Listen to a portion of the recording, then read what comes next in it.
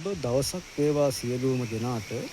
අද මම ඔබට පෙන්වන්න බලාපොරොත්තු වෙන්නේ ස්වභාව ධර්මයේ විසින් නිර්මාණය කරපු හරිම ලස්සන පොඩි උල්පතක් පොකුණක් ආකාරයට හැඩ ගැහුණු කුඩා දිය උල්පතක්.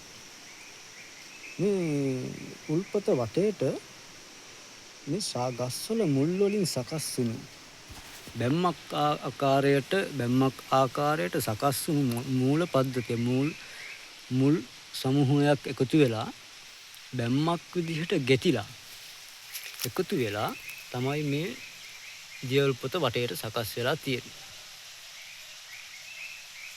මේ උල්පත මතුවෙන්නේ මේ විශාල ගහක් මුලින් තමයි මේ දිය උල්පත මතුවෙන්නේ.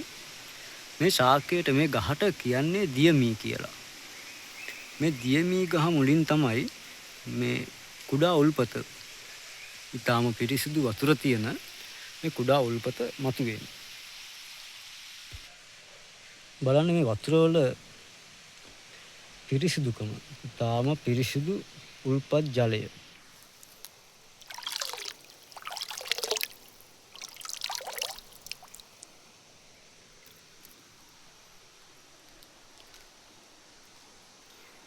මේ පරිසරයේ තියෙන ලස්සන බලන්න.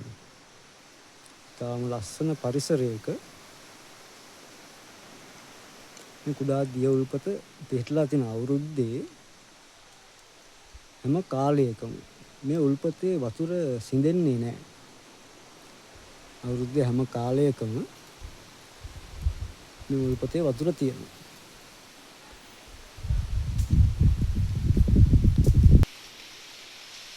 ස්වභාව ධර්මයේ යම්කිසි ලස්සන ස්ථානයක් දුටුවොත් මා විසින් එය ඔබ වෙත ඉදිරිපත් කිරීමට මම බලාපොරොත්තු වෙනවා හැම වෙලාවෙම.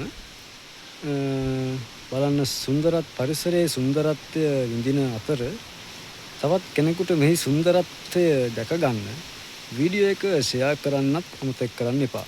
එහෙනම් බොහොම ස්තුතියි සියලුම දෙනාට.